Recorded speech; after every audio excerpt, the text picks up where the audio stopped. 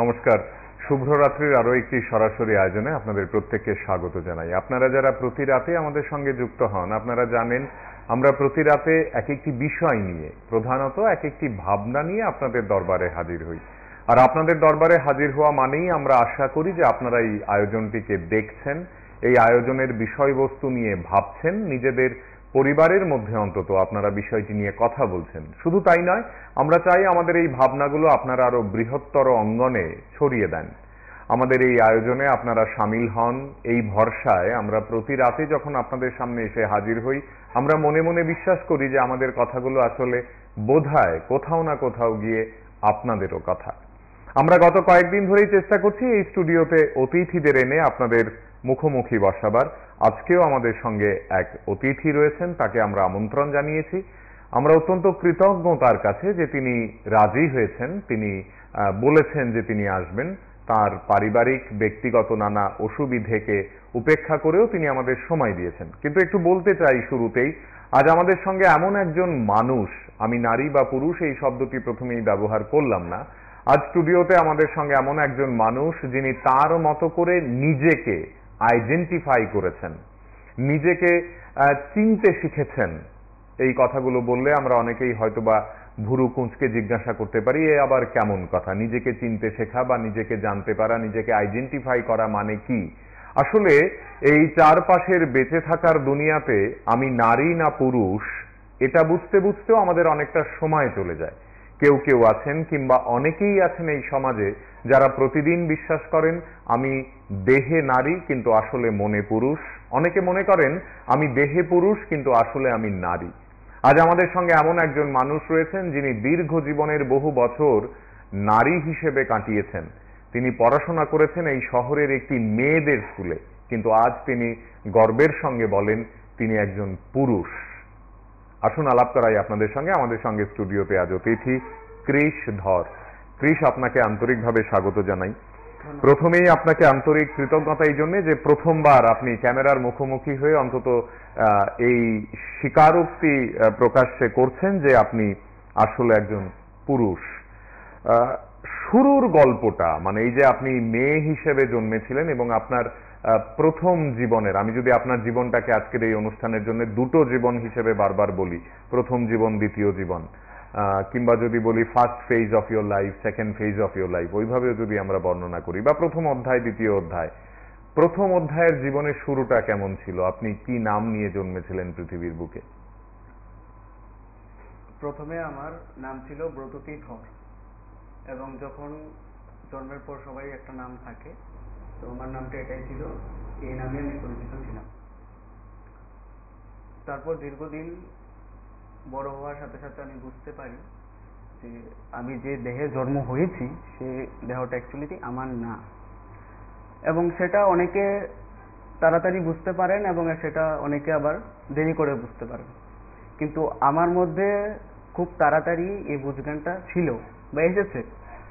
আমি এটা বলতে পারি যে একটা বাচ্চা, আপনি বলতে পারবেন যে ক্লাস 9-10-এ উঠলে তারপর গিয়ে তার মধ্যে একটা মানে বিবেচনার একটা বিষয় আছে, যে সে বুঝতে পারে নিজেকে, সে কি চাইছে বা কিভাবে কি করতে পারে।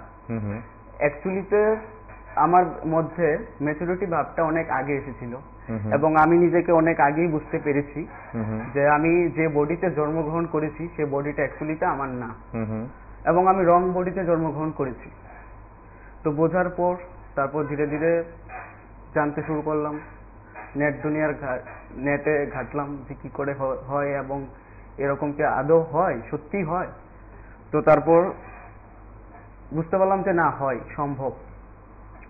তো তারপর ধীরে ধীরে প্রসেসিং এর পথে এগিয়ে যাই এবং আজকে এই জায়গাতে আছি। আমরা বিস্তারিত আপনার গল্প শুনবো, তবে কৃষ, আমি একদম শুরু, মানে আপনি যখন বুঝতে পারছেন, এই যে আপনি বলছেন যে আমি খুব শুরুতেই বুঝতে পারি এই দেহটা আমার নয়, খুবই বড় একটা বাক্য আপনি বলে ফেললেন, বা তিনটে শব্দের মাধ্যমে আপনি আসলে একটা ফিলোসফি, একটা দর্শন, একটা জীবন বোধ এবং বেঁচে থাকার একটা অসম্ভব তীব্র চাহিদার কথা আপনি বলছেন যে আমি বুঝে ফেলেছিলাম এই দেহটা আমার নয়। এই যে কথাটা আজকের দিনে দাঁড়িয়ে আপনি বলছেন, এখন আপনি মাস্টার ডিগ্রি করছেন আর কমাস পরেই আপনি স্নাতকোত্তর ডিগ্রি অর্জন করবেন, আপনি কলেজ জীবন পেরিয়েছেন মেয়ে হিসেবে, আপনি স্কুলে পড়াশোনা করেছেন মেয়ে হিসেবে, আপনার নাম ছিল ব্রততী ধর, এখন আপনি কৃষ ধর। এই যে একটা অসম্ভব, আমি যদি বলি মানে বৈপরীত্য আপনার বেঁচে থাকার মধ্যে, আপনার শৈশবে আপনি যে বন্ধুদের সঙ্গে মিশতেন তারা তো সবাই প্রধানত মেয়েরাই ছিল, মানে মেয়েদের সঙ্গেই খেলতেন হয়তো বা মেয়েদের সঙ্গেই রান্নাবাটি নাকি? না, আমি ছোটবেলা থেকে ছেলেদের সাথেই খেলতাম। ব্যাট বল খেলা, গুল্লি খেলা, যা যা খেলা আছে, ক্যারাম খেলা থেকে শুরু করে ছেলেদের সাথেই খেলতাম এবং ছেলেদের সাথেই খেলতে খেলতে বড় হয়ে ওঠা। আমি মেয়েদের সাথে কোনোদিন কিছু খেলিও নি। আমি বলতে পারবো না যে আমি মেয়েদের সাথে কোনোদিন খেলেছি কিছু, কারণ আমি তো নিজেকে মেয়েই মনে করতাম না, তো মেয়েদের সাথে খেলবো কেন? ব্যাপারটা এই জায়গাতে।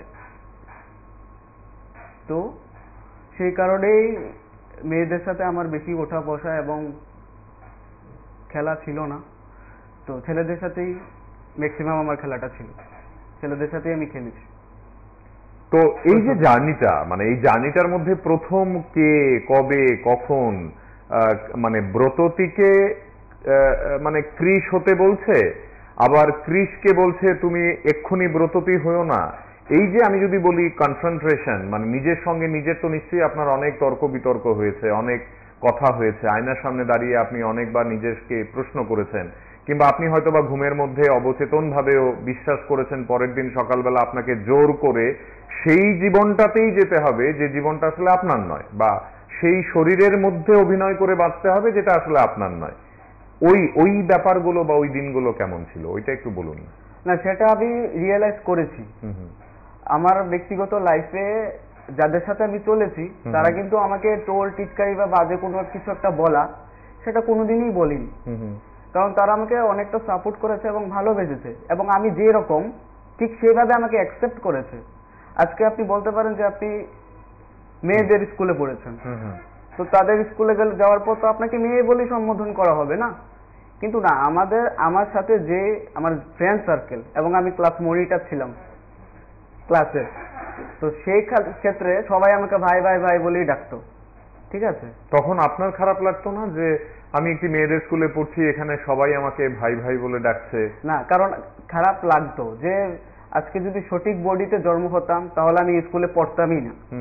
আজকে আমি রং বডিতে জন্ম হয়েছি বলে আমাকে ওই স্কুলে ভর্তি করানো হয়েছে, আমার পড়তে হবে, আমার ইচ্ছা থাকুক আর না থাকুক। ঠিক আছে, তো সেই ক্ষেত্রে আমি নিজেকে অ্যাডজাস্ট করেছি যে না, আজকে হয়তো বা হ্যাঁ আমাকে তো সম্মান তো দিচ্ছে না, আমাকে ওরা যেটা দেখতে পাচ্ছে আমি সেটা নয়, এবং সেটা ওরা বুঝতে পেরেছে, বেরেই আমাকে এই সম্মানটা দিচ্ছে। কিন্তু আজকে না হয় কাল, হয়তো আজকে আমি পারছি না ট্রানজিশন করতে, কিন্তু আমি ভবিষ্যতে একটা সময় ঠিকই সবাই আমাকে সঠিক আইডেন্টিটিটা চিনতে পারবে এবং বুঝতে পারবে যে না, এটা হয়তো ওর ভুল শরীর ছিল, এখন সঠিক শরীর হয়েছে। ব্যাপারটা হলো সেই জায়গাতে। আর সব থেকে বড় কথা হলো, আমি তো মেয়েদের মতো চুলও কোনোদিন বড় করিনি, কোনোদিন স্টাইলও করিনি, মেয়েদের মতো চলিও নি। এবার প্রবলেমটা হতো কখন হতো, যদি আজকে আমি মেয়েদের মতো ড্রেস আপ করতাম, মেয়েদের মতো চুল বড় করে চলতাম, তারপর হঠাৎ করে আমি একদিন ছেলে হয়ে গেছি, চুল টুল কেটে একদম, আরে ও তো মেয়ে ছিল, ওকে দেখেছি কালকে মেয়েদের ড্রেস পরে যাচ্ছে, আজকেও ছেলে হয়ে গেছে। তো উল্টোটাও তো হওয়ার কথা, আপনার পাড়ায় বা আপনার পরিবার স্বজনেরা, বন্ধুরা বা আত্মীয়রা, আপনার লোকালিটিতে আপনি যখন নিজেকে বলছেন, কেউ যখন আপনাকে জিজ্ঞাসা করছে ক্লাস 12-এ নাম কি, আপনি বলছেন ব্রততী ধর, মানে সেখানে দেখছে যে সবটাই ছেলেদের মতো। আপনি যখন পাড়ায় যাচ্ছেন, পাড়ায় কেউ আপনাকে জিজ্ঞাসা করছে নাম কি তোমার, আপনি বলছেন ব্রততী ধর, সেখানেও তো একটা মানে টিপিক্যাল কিউরিওসিটি জন্মানোর কথা, যে কৌতূহল জন্মানোর কথা, যে না এটা কেন, বা এটা কেমন কথা, বা দেখতে তো এরকম না, ছেলেটা কি মজা করছে নাকি, আমাদের সঙ্গে ঠাট্টাই আর কি করছে নাকি, এরকম এই বিষয়গুলো তো নিশ্চয়ই আপনি ফেস করেছেন। এরকম বহুতবার হয়েছে। আমি নিজে গেছি আমার ডকুমেন্টস বানানোর জন্য, আমাকে বলছে যে এখানে তো ফিমেল লেখা আছে, আপনি তো ফিমেল নন, এখানে ফিমেল কেন লেখা, বলেছে আমাকে। তখন আমি বলেছি যে না, আমি আপনার বুঝতে অসুবিধা হচ্ছে, আমি ফিমেল। তো সেই জায়গাতে অনেক প্রবলেম হয়েছে নিজেকে বলতে। ঠিক আছে, ওটা কিছু আমি ফেস করেছি, যেমন বলতে আমার একদমই ভালো লাগতো না। আপনি যখন এই নামটা যে বলছেন, আমি নামটা কোনোদিন কাউকে বলিনি, সবাইকে, বাড়ির এক নাম ছিল রূপাই ধর, সেই নামে আমাকে পাড়া প্রতিবেশী, আমার আত্মীয় স্বজন, আমার ফ্রেন্ড সার্কেল সবাই চিনতো, রূপাই নামে এক নামে চিনতো, আমার ওই নামটা দরকারই পড়তো না। কারণ ওইটা আমাদের একটা স্কুলের নাম, স্কুলেই অবধি সীমাবদ্ধ এবং ডকুমেন্ট অবধি সীমাবদ্ধ। তার বাইরে কেউ যদি আমাকে জিজ্ঞাসা করতো, ধরুন আউট পার্সন আমাকে চেনে না, তোমার নাম কি? রূপাইধর। আচ্ছা ঠিক আছে, এবার যে জায়গাতে ধরুন আমাকে ডকুমেন্ট শো করতে হবে, এখানে তো সেখানে আপনি ব্রততী, এবার সেখানে আমি না পারতে মানে অসহায় হয়ে বলতে হতো যে না এটা আমার না।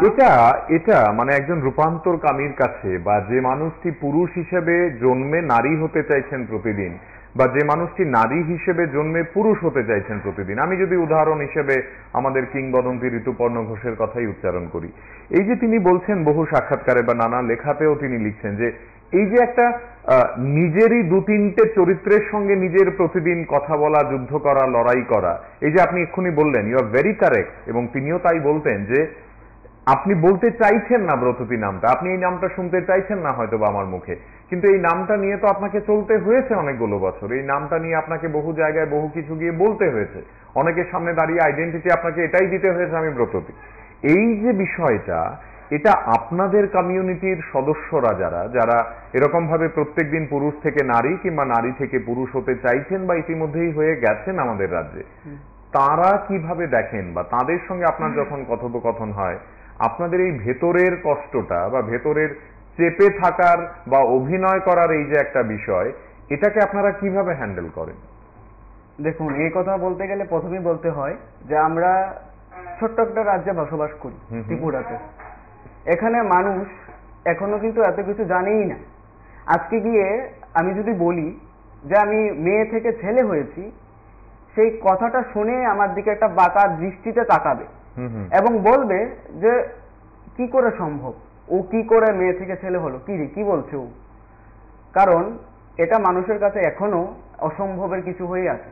2024-এ আমরা এসেছি, হয়তোবা 4G থেকে 5G হয়েছে, দেশ উন্নত হচ্ছে, নো ডাউট, কিন্তু মানুষের ব্রেইন এখনো উন্নত হয়নি, বিশেষ করে এলজিবিটি কমিউনিটিকে নিয়ে, বিশেষ করে ট্রান্সজেন্ডারকে নিয়ে।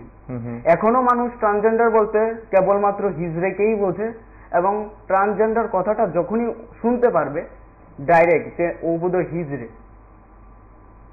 কিন্তু একটা মানুষ সে হিজড়ে না এবং সে মেয়ে থেকে ছেলে হচ্ছে, ছেলে থেকে মেয়ে হচ্ছে, সেটা কিন্তু খুব কম মানুষই বুঝবে। যে যারা ট্রানজিশন করে ছেলে থেকে মেয়ে এবং মেয়ে থেকে ছেলে হয়, তারা কিন্তু হিজড়ে না। আজকে আপনি আমাকে কি বলবেন, আমি যদি আমার আধার কার্ড থেকে শুরু করে বার্থ সার্টিফিকেট আপনার কাছে, পিআরটিসি সবকিছু যদি আপনার কাছে আমি শো করি, ওখানে আপনি দেখবেন ক্রিজ ডর জেন্ডার মেল। এখন আমি ট্রান্সফরমেশন হয়ে মেয়ে থেকে ছেলে হয়েছি বলে আমাকে কি এই কথা শুনতে হবে যে আমি ট্রান্সজেন্ডার বা আমি হিজড়ে? কেন হতে যাবো আমি হিজড়ে? হিজড়ে একটা কালচার যেটা মানুষ বোঝে না, একদমই বোঝে না। মানুষের মাথায় যেই মাত্র আমি বলবো যে ট্রান্সজেন্ডার বা ট্রান্স ম্যান বা ট্রান্স ওমেন, যেটাই আমি বলি না কেন, কিন্তু বলবে কি ট্রান্স, তার মানে হিজড়ে। কিন্তু যাই হোক, এখনো মানুষ এটা বুঝতে পারে যে ছেলে থেকে মেয়ে হয় এবং মেয়ে থেকে ছেলে হয়। আবার অনেকের বাড়িতে মানতেও চায় না, এইরকম হলে হতে হবে না। আমি এই জায়গাটাতেই আসার চেষ্টা করছিলাম এবং আপনি প্রসঙ্গটা আনলেন। মানে এখানে আপনার পরিবার আপনার পাশে কতটা ছিল? আপনার বাবা মা, ভাই বোন বা এক্সটেন্ডেড ফ্যামিলি, আমি যদি তাদের কথা বলি, তাদের সাপোর্ট কতটা ছিল? আমার মা ভীষণভাবে আমাকে সাপোর্ট করেছে এবং এখনো করছে, সবসময়ই করবে। কারণ বাবা না মানতে পারলেও মা কিন্তু সন্তানকে। একটু বন্ধু আছে সঙ্গে, একবার কথা বলে নি। কে আছে? নমস্কার। হ্যাঁ নমস্কার। হ্যাঁ একটা ইয়ে ছিল যে দুজনকে তো ইয়ে করার জন্য যে কাকে সেন্ট্রাল মন্ত্রী দেখতে চাই। কি বলছেন, আরেকবার বলবেন? বুঝতে পারলাম না ভালো করে আপনার কথা, চেষ্টা করবেন যদি আরেকবার কথা বলা যায়। হ্যাঁ, যেটা বলছিলেন আপনি মা বাবার কথা। মা বাবার কথা বলছিলাম যে আমার মা আমাকে ভীষণভাবে সাপোর্ট করে এবং প্রত্যেকটি, আমি বলবো প্রত্যেকটি সন্তানকে প্রত্যেকটি মা এবং বাবা সাপোর্ট করে। এবার দেখুন, এটা একটা বিতর্কিত বিষয় আমি যদি বলতে চাই, আজকে আমার বলতে হচ্ছে অসহায় হয়ে। কারণ যে মাত্র বাবা মারা বুঝতে পারবে এবং জানবে যে আমি মেয়ে জন্ম দিয়েছি, সেটা মেয়ে নয়, সেটা ছেলে হতে চাইছে। হুম হুম এবং এটা উল্টোটা যদি আমি বলি যে আমি একটা ছেলে জন্ম দিয়েছি, সেটা মেয়ে হতে চাইছে কেন? আমি তো জন্ম দিলাম মেয়ে, তাহলে ছেলে হবে কেন? হুম হুম তো এই ব্যাপারটাই। আর তারপর সোশ্যাল স্টিগমা তো আছে, সোসাইটি কি বলবে, পাড়া প্রতিবেশী কি বলবে, ঠিক বাড়ির মানুষ আত্মীয় স্বজন কি বলবে। ঠিক কিন্তু ওই জায়গাতে দাঁড়িয়ে আমি বলবো যে না, আমার ফ্যামিলি আমাকে অনেকটাই সাপোর্ট করেছেন। হয়তোবা বাবা প্রথম দিকে আমাকে মানতে চায়নি, বলেছে এরকম বলে কিছু হয়ই না, তুই কোথায় শুনেছিস এরকম হয়, তোকে এরকম কথাবার্তা কে বলছে, এরকম হয় না কিছু। তারপর আমি ধীরে ধীরে বাবাকে বোঝাই যে না, এরকম হয়, তুমি একটু খোঁজ খবর নাও, এবং না হলে আমি তোমাকে বোঝাবো, তুমি একটু বোঝো আমার কথাটা। এই নিয়ে অনেক ঝামেলাঝাটি হয় আমাদের পরিবারে। তো যাই হোক, তো শেষ পর্যন্ত। তখন আপনি কোন ক্লাস এগুলো যখন আপনি বাবা মাকে বোঝাচ্ছেন? তখন আমি ক্লাস 9। যখন আমি 9-এ উঠি তখন আমি বুঝতে পারি যে না, আর আমার এখন বলে দিতে হবে, কারণ আমি আর পাচ্ছি না না বলে ব্যাপারটা। কি কষ্ট হতো, কি কষ্ট হতো? কষ্ট হতো যে আমি মানে একটা ছেলে, নিজেকে ছেলে ফিল করছি এবং ছেলে ভাবি ছোটবেলা থেকেই, যখন থেকে আমি বুঝতে শিখেছি। কিন্তু ওরা আমাকে যেখানে যাচ্ছে সেখানে বলছে যে না, ও আমার মেয়ে। যেটা বিশেষ করে সবাই বলতো, যে মাও হয়তো বলতে চাইতো না কিন্তু বলতে হতো, বা বাবাও বলতো যে আমার মেয়ে, আমার 2 মেয়ে। তো ব্যাপারটা আমার কাছে খুব খারাপ লাগতো যে আজ পর্যন্ত আমি বুঝাতে পারলাম না যে আমি তো মেয়ে না,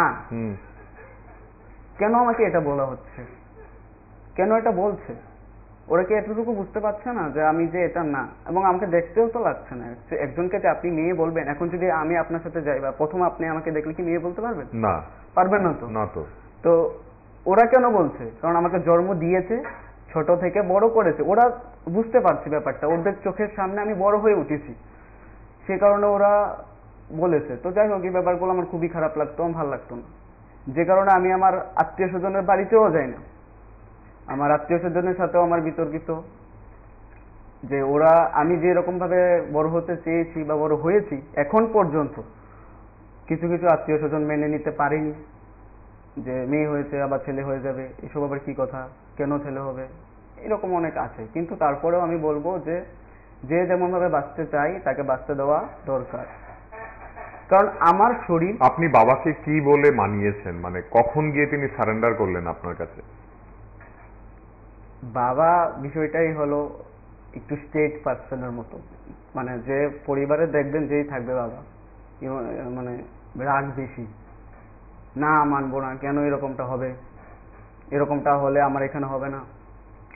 তো পরে বাবা নিজে থেকে বুঝতে পেরেছেন। আমি বাবাকে খুব বোঝানোর চেষ্টা করেছি, কিন্তু বোঝাতে পারিনি, কারণ বাবার রাগ খুব বেশি। আমি যখনই বাবার সাথে একটা কথা বলবো, আমি এটা ভাবতাম বাবা এটা শুনে আবার রেগে যাবে না তো, এতে যদি আবার উল্টা রিয়েক্ট করে, থাক বাবা বলবো না, যাবই না। তো বাবা ধীরে ধীরে তারপর বুঝতে পেরেছে, যখন আমি বারবারই একই কথা বলছি মাকে, এবং বাবা শুনেছে। শোনার পর বাবা বুঝতে পেরেছে যে না ঠিক আছে। তারপর বলেছে তোর যেটা ইচ্ছা, তুই যেমন ভাবে বাঁচতে তোর ইচ্ছা, তুই এরকম ভাবেই বাঁচ, এবং তোর যদি মনে হয় যে তুই হবি হলে হোক, এরকম তো এখন হচ্ছি। বাবাকে কি মা নিয়মিত ভাবে কাউন্সেলিং করতেন? না না না, বাবা নিজেই বুঝেছেন? বাবা নিজেই বুঝেছেন। কারণ আমি যে এরকম ভাবে আমার বাবাকে ভয় পাই, আমার মাও সেই ভয় পায়। এই ব্যাপারে তো গিয়ে কিছু বলবেই না। আমিও মাকে বলেছি, দরকার নেই তো না, কারণ আমি আজকে মাকে বলেছি, এবার মা গিয়ে বাবাকে বলবে, এতে বাবা যদি আমার মার উপর রেগে যায়, তো আমি চাই না যে আমাকে নিয়ে আমার পরিবারে কোনো অশান্তি হোক। আমি বলেছি যে না, আমি বোঝানোর চেষ্টা করেছি, বুঝিনি, যখন সময় হবে তখন ঠিকই বুঝবে। কারণ আমি যদি ঠিক থাকি তাহলে তো সে বুঝতে বাধ্য না। আমার অপোজিট সাইডে হোক আমার মা এবং বাবা, জন্ম দিয়েছে, বা আমার সোসাইটির মানুষও হতে পারে, আমার বন্ধু বান্ধব হতে পারে, বা আমার ফ্যামিলির কেউ হতে পারে, আত্মীয় স্বজন। আপনার বন্ধুরা এই বিষয়টিকে কিভাবে নিয়েছে, মানে কতটা কমফোর্টেবল ছিল তারা আপনার সঙ্গে? তারা আমার সাথে বলতে গেলে অনেকটাই কমফোর্টেবল ছিল, কারণ আমি সব ছেলেদের সাথেই চলতাম। তো সেই জায়গাতে গিয়ে তারা কোনোদিনও আমি এটা শুনতে পাইনি যে একটা আনকমফোর্টেবল ব্যাপার, যে না যতই সে ছেলের মতো চলুক না কেন, সে তো মেয়ে, আমি ওর সামনে এই কথাটা কেন বলবো। কিন্তু এরকমটা হয়নি, কারণ আমার বন্ধু বান্ধবটা বুঝতে পেরেছে। কারণ কেন বুঝতে পেরেছে? আমার আউটলুক দেখে বলেছে না কোনো প্রবলেম নেই, তো কি হয়েছে তাতে, তুই আজকে রং বোর্ডেতে আছিস, কালকে তুই সঠিক বোর্ডেতে যাবি, তাতে আমাদের কোনো সমস্যা নেই। তো সেইভাবে থেকে আমি যদি বলতে চাই, আমি আমার ফ্রেন্ড সার্কেল থেকে অনেকটাই হেল্প পেয়েছি, সাপোর্ট পেয়েছি।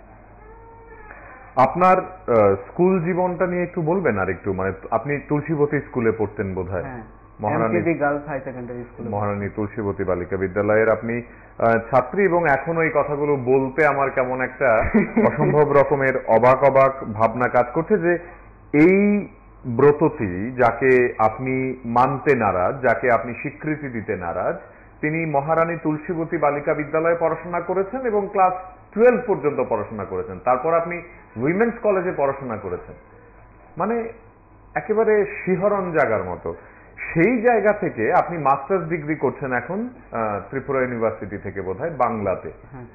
তো এই যে জার্নিটা, আপনার পড়াশোনার যে জার্নিটা, আপনি প্যারালালি, আমি যদি একদিকে ভাবি যে একদিকে সমাজ, একদিকে পরিবার, একদিকে মা বাবা, একদিকে আপনার আত্মীয় স্বজন, একদিকে বন্ধু বান্ধব, এবং অন্যদিকে আপনি প্যারালালি নিজেকে দাঁড় করানোর একটি অসম্ভব প্রক্রিয়ার মধ্যে নিজেকে রেখেছেন। এমনটা নয় যে আপনি এই বিষয়গুলো নিয়েই শুধু থেকে যাচ্ছেন, আপনি গান বাজনা করছেন, বা আপনি ঘোরাঘুরি করছেন, বা আপনি নিজের মতো করে মোবাইল খেলছেন, বাট নিজের প্রতি আপনার ফোকাসটা নেই, তা তো না। আপনি পড়াশোনাকেও সমান গুরুত্ব দিয়ে প্যারালাল একটা জীবন সংগ্রামের মানে সঙ্গী হয়ে আপনি নিজেকে এগিয়ে নিয়ে গেছেন।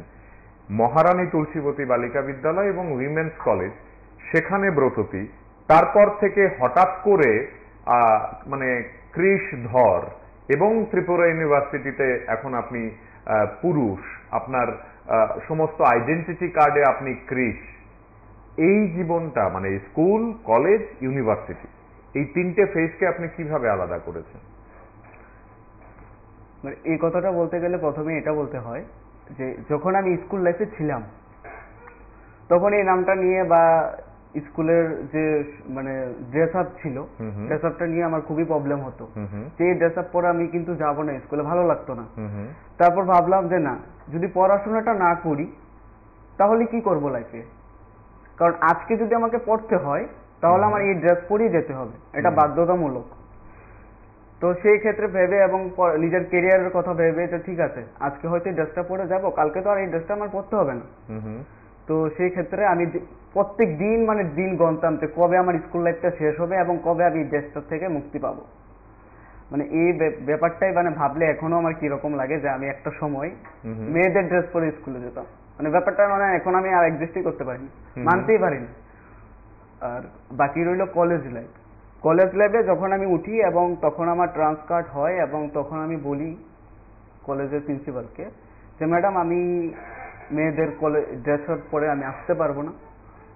আমি প্রথমত করোনার সময় ছিল 2020, তখন আমি অনলাইনে কলেজে ভর্তি হওয়ার ছিল, তো অনলাইনে ভর্তি হয়েছিলাম।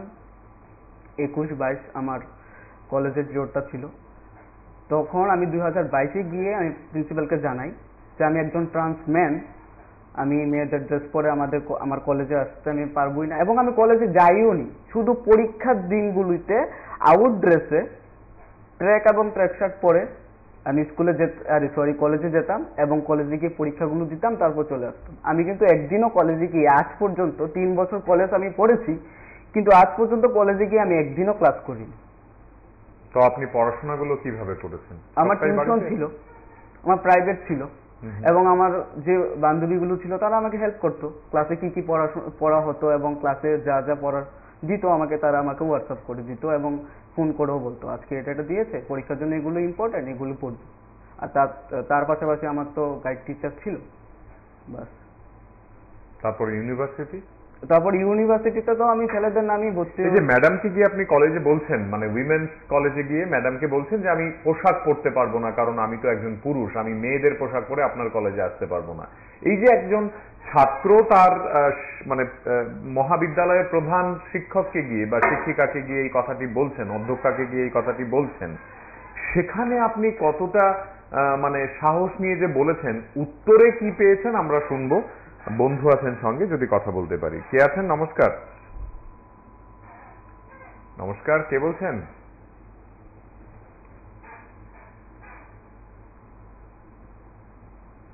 যোগাযোগ বিচ্ছিন্ন হচ্ছে, চেষ্টা করবেন আরেকবার যদি কথা বলতে পারেন। 9366798125 নম্বর থেকে টেলিফোন করেছিলেন, আপনি আরেকবার চেষ্টা করবেন। হ্যাঁ, সেখানে মানে প্রত্যুত্তরে কি ছিল? উত্তরে তিনি বুঝতে পেরেছেন এবং আমার যা মেডিকেল সার্টিফিকেট ছিল, এইচআরটি স্টার্ট করেছি, জিডি লেটার ছিল যেটা সাইকিয়াট্রিস্ট থেকে কাউন্সিলিং করার পর পাওয়া যায়, তো সবকিছু উনি দেখেছেন, দেখে উনি ব্যাপারটা বুঝতে পেরেছেন। বোঝার পরে এরকমই একটা টাইম 2023-এ আমার কলেজ শেষ। আমি কলেজটা চেঞ্জ করে আমি যে ত্রিপুরা ইউনিভার্সিটির আন্ডারে অন্য কোনো কলেজে যাব সেটাও হবে না, কারণ আমার লাস্ট সেমিস্টার ছিল তখন, 5th এবং 6th সেমিস্টার, একটা বছরই ছিল। তখন ম্যাডাম বলেছে ঠিক আছে, আমি অ্যাপ্লিকেশন করলাম ম্যাডামের কাছে। ম্যাডাম আমাকে পার্সোনাল ভাবে ডেকে কথা বলেন এবং বলেছে ঠিক আছে, তুমি তাহলে কি পরে আসতে চাও কলেজে, কারণ এই কলেজে তো অন্য ড্রেস পরে তুমি আসতে পারবে না। তখন আমি বললাম যে ড্রেসগুলো হয় ট্র্যাক এবং ট্র্যাক শার্ট পরে আমি আসতে পারি, খেলার ড্রেসগুলো ফিজিক্যাল এডুকেশনের হোক আর এনসিসি যারা করে তারা যারা পরে আসে, তো সেই ক্ষেত্রে আমি একবার চেষ্টা করি। বন্ধু আছেন সঙ্গে, PB24। নমস্কার, কে বলছেন? হ্যাঁ বলুন, আমি অলোক মজুমদার বলছি। না, আপনি টেলিফোন করেছিলেন PB24 এর অনুষ্ঠানে, আমরা টেলিফোন করলাম সেই জন্য আপনাকে। কিছু বলবেন? প্রশ্ন না জিজ্ঞেস করলে কি বলতে পারবো বলুন। আপনি টেলিফোন করেছেন সেই জন্য আমরা প্রত্যুত্তরে আমাদের স্টুডিও থেকে আপনাকে টেলিফোন করেছিলাম। হ্যাঁ, শুনবো গল্পটা। তো তারপর ম্যাডামকে গিয়ে বলার পর ম্যাডাম তারপর মানেন এবং বিষয়টা দেখে তারপর আমাকে বলেছে যে ঠিক আছে, তুমি ট্র্যাক এবং ট্র্যাক শার্ট পরে আসতেই পারো। বন্ধু আছেন, কথা বলি। কে আছেন? নমস্কার।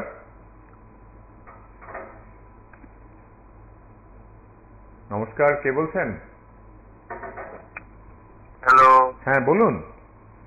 হ্যাঁ বলছি যে ওই আপনারা যে বিপ্লব দেবের কথা বলেছিলেন, এটা এর আগের অনুষ্ঠান ছিল দাদা, আমরা অন্য আরেকটি বিষয় নিয়ে অন্য এক অতিথিকে সঙ্গে নিয়ে কথা বলছি। হ্যাঁ শুনি, তারপরে আমার প্রশ্ন আছে আরেকটা। আচ্ছা, তো তারপর তো আমি বললাম যে ম্যাডামকে আমি বলেছি এবং ম্যাডাম সেটা দেখে তারপর আমাকে অনুমতি দিলেন। হ্যাঁ, অনুমতি দিয়েছে। এই যে আপনি একটা শব্দ ব্যবহার করলেন, ট্রান্স কার্ড। আমরা এখন যারা ট্রান্স কার্ড করি এবং ট্রান্স কার্ডে নিজেদের নাম নথিভুক্ত করি, এই বিষয়টা নিয়ে একটু বলবেন? মানে রাজ্যে ট্রান্স কার্ড বিষয়টিকে কিভাবে দেখছেন আপনারা, বা এটা কি আমাদেরকে যদি একটু বুঝিয়ে বলেন। ট্রান্স কার্ডটা হলো যে গভর্নমেন্ট থেকে আমাদের ডিএম থেকেই দিচ্ছে। ত্রিপুরাতে ট্রান্সজেন্ডার ওয়েলফেয়ার বোর্ড হয়েছে 2024-এর মে মাসে, এবং আমি ত্রিপুরার ট্রান্সজেন্ডার ওয়েলফেয়ার বোর্ডের মেম্বার। তো ট্রান্স কার্ডটা প্রত্যেকটা ট্রান্সজেন্ডার ব্যক্তির জন্য কম্পালসরি। এটার মাধ্যমে তার যত ডকুমেন্টস আছে, বার্থ সার্টিফিকেট ধরে তার যা যা ডকুমেন্টস আছে, আধার কার্ড, ভোটার কার্ড, পিআরটিসি, যা যা ডকুমেন্টস, সব ডকুমেন্টস চেঞ্জ করা হয় এবং এই কার্ড ছাড়া এখন আর চেঞ্জ করা যাবে না কোনো ডকুমেন্টস। তো সেই কারণে ট্রান্স কার্ডটা ভেরি ভেরি ইম্পর্টেন্ট, এবং ত্রিপুরা রাজ্যে অনেক ট্রান্স কার্ড হয়েছে। আমি নিজেই 100টার মতো ট্রান্স কার্ডের অ্যাপ্লাই করেছি এবং এই ট্রান্স কার্ডের ব্যাপারটা আমি দেখি। এবং ট্রান্স কার্ড না, যত ত্রিপুরা রাজ্যে যতগুলো ট্রান্সজেন্ডারদের বা যারা ছেলে থেকে মেয়ে হয়েছে, মেয়ে থেকে ছেলে হয়েছে, যাদের ডকুমেন্টস আছে, সবগুলো ডকুমেন্টস আমি চেঞ্জ করি, Aadhaar card, PAN card, voter card সব। এখানে গিয়ে আপনি কি সমস্যার মুখোমুখি হচ্ছেন? যদি আমি আপনার কমিউনিটির লোকজনদের কথা বলি, যারা পুরুষ থেকে নারী, নারী থেকে পুরুষ, কিংবা যারা ওই যে আপনি একটা শব্দ ব্যবহার করছিলেন হিজড়া কালচার, এই 3-4-5টি গোষ্ঠীর মানুষজনদের কথা যদি আমি বলি, তাদের এই কার্ডটি করানোর ক্ষেত্রে, ট্রান্স কার্ড করানোর ক্ষেত্রে আপনি প্রধানত কি সমস্যার মুখোমুখি হচ্ছেন, বা তারাও বা কি সমস্যার মুখোমুখি হচ্ছে?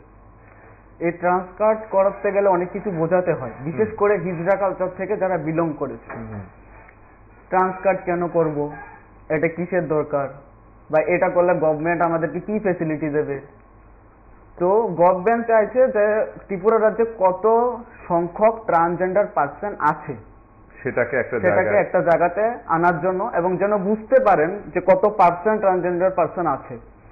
তো সেই ক্ষেত্রে গভর্নমেন্ট এটাই জন্য ট্রান্স কার্ডটা সবার জন্য কম্পালসারি করে দিয়েছেন, এবং ট্রান্স কার্ড এখন সবাইকেই করতে হবে। ট্রান্স কার্ড ছাড়া আর আদার কোনো অপশন নেই। আর কি সুবিধে পাওয়া যায় এটাতে? মানে শুধুমাত্রই কি নাম নথিভুক্ত করানোর জন্য একটি সঠিক পথে এই ট্রান্সকার্ড, নাকি এটা থাকলে আপনি আরো কোনো সরকারি সুযোগ সুবিধাও পেতে পারেন? এটা থাকলে আপনাকে, ধরুন আজকে আপনার ফ্যামিলিতে কেউ আপনাকে মানছেন, আপনার 18 বছর হয়ে গেছে এবং আপনি বুঝতে পেরেছেন যে আমি ছেলের শরীরটা আমার ভুল, আমি মেয়ে, বা মেয়ের শরীরটা আমার ভুল, আমি তো ছেলে। তখন আমি কি করব? আমি ফ্যামিলিকে বলেছি, ফ্যামিলি তো মানছে না আমাকে, বলছে বাড়ি থেকে বেরিয়ে যা, বার করে দেবো তোকে বাড়ি থেকে। এমন হাজার হাজার ঘটনা আছে আমাদের কাছে, প্রতিনিয়ত আছে। এই রিসেন্টলি আজকেও একটা ঘটনা হয়েছে, বরজলাতে তার বাড়ি, সে ট্রান্স ওমেন, তার মা বাবা তাকে মেরে, মানে কি বলবো আর, এতটুক তার উপর অত্যাচার করেছে। তার কি দোষ? কারণ সে ছেলে হয়ে জন্ম হয়েছে এবং সে মেয়ে সাজছে। মেয়েটা কেন তুমি সাজবে? তুমি ছেলে সাজো। তো আজকে তার 18 বছর হয়নি বলে সে ট্রান্স কার্ডের ফ্যাসিলিটি গুলো পাবেন, না হলে ট্রান্স কার্ড থাকলে সে তার মা বাবার খিলাফে পর্যন্ত যেতে পারে। মা বাবা যদি একদমই মানতে না চায় এবং মা বাবা যদি তার উপর টর্চার করে মেন্টালি বা শারীরিকভাবে, তখন সে তার মা বাবার খিলাফে পর্যন্ত যেতে পারবে এবং মা বাবার নামে কেস করতে পারবে। ঠিক আছে? তো কেস করলে কি হবে? মা বাবার ট্রানজেকশনের সমস্ত খরচ বহন করতে হবে এবং সসম্মানে তাকে, ছেলে থেকে মেয়ে হোক বা মেয়ে থেকে ছেলে হোক, তাকে ট্রানজেকশন করিয়ে সসম্মানে তাকে বাড়িতে নিয়ে আসতে হবে। আর তার জন্য যতগুলো টাকা লাগবে সব মা বাবা দিতে লাগবে। এটা আমাদের গেজেটেই আছে। এবং যাদের ট্রান্স কার্ড আছে তারা আরো অনেক ফেসিলিটি পাবে, যেমন রেশন পাবে। আমরা রিসেন্টলি ট্রান্সজেন্ডার ওয়েলফেয়ার বোর্ডের যে পলিসি আছে, ত্রিপুরা রাজ্যের পলিসিগুলো আমরা পেশ করেছি এবং ওই পলিসিতে সম্পূর্ণ লেখা আছে যে তারা কি কি ফেসিলিটি গুলো পাবে। এখনো ত্রিপুরা রাজ্যে গেজেট পাবলিশ হয়নি, হয়ে যাবে কয়েকদিনের মধ্যে। সোশ্যাল ওয়েলফেয়ারের ওয়েবসাইটে আপনারা দেখতে পাবেন এবং ওইখানে স্পষ্ট ভাষায় লেখা আছে যে ট্রান্সদের জন্য কি কি ফেসিলিটি আছে। ঠিক আছে? যেমন চাকরির ক্ষেত্রে তাদেরকে 2% করে দেওয়া হয়েছে, তারা যেন চাকরি পায়। কারণ অনেকে আছে যে চাকরির জন্য ইন্টারভিউ দেয়, পরে দেখা যায় যে সে ট্রান্স হবে না। ঠিক আছে? তো এরকম ভাবে অনেক কিছু ফেসিলিটি আছে, কিন্তু তার জন্য তোমাকে ট্রান্স কার্ড করতে হবে। এই কমিউনিটি নিয়ে আপনার মানে পরবর্তী মানে স্বপ্নের কথা আমি যদি বলি, বা আপনি কি ভাবেন মনে মনে, বা এই কমিউনিটিকে আপনি কোথায় নিয়ে যেতে চান যদি আপনাকে দায়িত্ব দেওয়া হয়, আপনার কাছে মূল স্বপ্নের জায়গাগুলো কি? এই কমিউনিটি নিয়ে আমি কাজ করছি 2022 থেকে, 22 থেকেই কাজ করছি এবং ভবিষ্যতে আমি আরো কাজ করব। এবং এখন পর্যন্ত যা কিছু হচ্ছে, আগে তো মানুষ একদমই এগুলো মানতেও চাইতো না, বুঝতেও চাইতো না, বলতেও চাইতো না। সব থেকে বড় কথা হলো বলার জন্য একটা লজ্জা বোধ হতো যে আমি বলবো এটা, যদি আমাকে ভুল বোঝে বা আমার প্রতি যদি দৃষ্টিভঙ্গিটা অন্যরকম হয়ে যায়, তো সেই ক্ষেত্রে ভেবে অনেকে আবার কাম আউটও করে না। আপনি দেখবেন অনেক ট্রান্স মেন এবং ওমেন আছে যারা রাস্তাঘাটে আমরা দেখতে পাই, আমাদের কমিউনিটি পারসন, কিন্তু সে বলতে পারছে না যে সে ট্রান্স ওমেন বা সে ট্রান্স মেন। কারণ কেন বলতে পারছে না? কারণ যে মাত্র বলবে, কাম আউট করবে যে আমি ট্রান্স মেন, সেই মাত্রই তার বাবা মা তার উপর অত্যাচার শুরু করে দেবে, বাড়ি থেকে বার করে দেবে। রিসেন্টলি অনেকজনকে বাড়ি থেকে বারও করে দেওয়া হয়েছে, কিন্তু তাদেরকে ট্রান্স কার্ডের আওতায় আমরা এনে তারপরে থানা কোর্ট কাছারিতে হয়েছে। তো এইগুলিকে আমি কি বলবো, মানে অ্যাকচুয়ালি ত্রিপুরা রাজ্যে অ্যাকসেপ্টেন্সি অনেকটাই কম, কারণ ওরা এটা মানতে চায় না, বুঝতেও চায় না। মানবে তো পরে, আগে তো আমাকে বুঝতে হবে ব্যাপারটা যে এটা কেন হচ্ছে এবং এটা কি, তারপর তো আমি মানবো। ওরা তো মানে বুঝতেই চায় না ব্যাপারটা। তো আপনি আমার অন্যায় মার্জনা করবেন, কিন্তু আমি নিশ্চিত যে আরো হাজার হাজার মানুষ এই প্রশ্নটি হয়তোবা আজকে আমার মুখ থেকে শুনতে চাইছেন। আমি তাদের মনের কথা ভেবে এবং আমার নিজের মনের কথা ভেবে আপনাকে জিজ্ঞাসা করছি যে এই যে নারী থেকে পুরুষ হয়ে যাওয়া, পুরুষ থেকে নারী হয়ে যাওয়া, আপনারা যে একটা প্রসেসের মধ্যে দিয়ে যান, আমি যদি এই গোটা বিষয়টাকে অপারেশন শব্দটা দিয়ে ডিফাইন করি, এই যে আপনারা শরীরের মধ্যে অস্ত্রোপচার করে নিজেদের বিভিন্ন অঙ্গকে পরিবর্তন করেন এবং হরমোনাল নানা মানে পরিবর্তন ঘটান নিজেদের শরীরে, সেখানে কষ্ট কতটা, মানে কতটা পেইন আপনাদের সহ্য করতে হয়, এটা নিয়ে একটু বলবেন? আমি একটা কথাই বলতে চাই, যে কোনো কিছুতেই পেইন আছে। আপনার যদি এখন আপনি সার্জারির কথা ছাড়ুন, মানে মেয়ে থেকে ছেলে, ছেলে থেকে মেয়ে, এটা আমি ছেড়ে দিলাম। আমি যদি নর্মাল মানুষের ক্ষেত্রেও যদি দেখি, কারোর স্টোন হয়, কারোর গোলব্লাডার স্টোন হয়, তখনও কিন্তু যদি অপারেশন করি পেন তো হবেই, কারণ পেনটা কম্পালসারি। আর সেই জায়গাতে এত বড় একটা অপারেশন, যে লিঙ্গ চেঞ্জ করছে বা জেন্ডার চেঞ্জ করছে, তো সেই ক্ষেত্রে তারও পেনটা আরো বেশি হবে। কিন্তু আমি একটা কথাই বলবো যে আমাদের কমিউনিটি থেকে যারা বিলং করে এবং যারা ট্রান্স মেন এবং ওমেন আছে, তাদের প্রত্যেক দিন যে পরিমাণে ট্রোল শিকার হতে হয়, প্রত্যেক দিন তারা এমনিতেও অনেক কষ্ট পায়। তো সেই ক্ষেত্রে ট্রানজিশন বা সার্জারির কষ্টটা তাদের কাছে কোনো কষ্টই আমি মনে করি না, কারণ সে যখন বুঝতে পারে আমার এটা ভুল শরীর, যখন রিয়েলাইজ করে আমার শরীরটা এরকম কেন হলো, আমি তো এটা চাইনি, বা আমার মনটা একটা পুরুষের মতো, শরীরটা নারীদের মতো কেন, তখন সে দিন গুনে যে কখন আমার সঠিক শরীর আসবে, সে সেটার জন্য ওয়েট করে এবং অপেক্ষা করে। তো সেই ক্ষেত্রে তার কাছে সার্জারিটা একটা আনন্দের বিষয়, যে আমি আজকে থেকে কেউ আমাকে কিছু বলতে পারবে না এবং আমি একটা সঠিক শরীর পাবো, আমার মনের মতো একটা শরীর পাবো, যেটা সো কল স্টেট পার্সনরা কোনোদিনও বুঝবে না, কারণ তারা জন্মের থেকে শরীরের সাথে মন দুটোটাই সাথে একটার সাথে একটার অ্যাডজাস্টমেন্ট আছে, যেটা আমাদের নেই। তো সেই ক্ষেত্রে ব্যাপারটা আমাদের জন্য সার্জারিটা হলো আনন্দের, কষ্টেরও না, দুঃখেরও না এবং পেনেরও না। আর পেন তো কিছু থাকবেই, পেন থাকবেই, নো ডাউট। আমি বলছি না যে সার্জারিতে কোনো কষ্ট নেই, এটা বলছি না, কষ্ট আছে, কিন্তু দিনে দিনে কষ্ট পাওয়ার থেকে একদিনের কষ্ট কোনো কিছু না, কোনো ব্যাপার না। আর এখন প্রসেসিং খুব সোজা।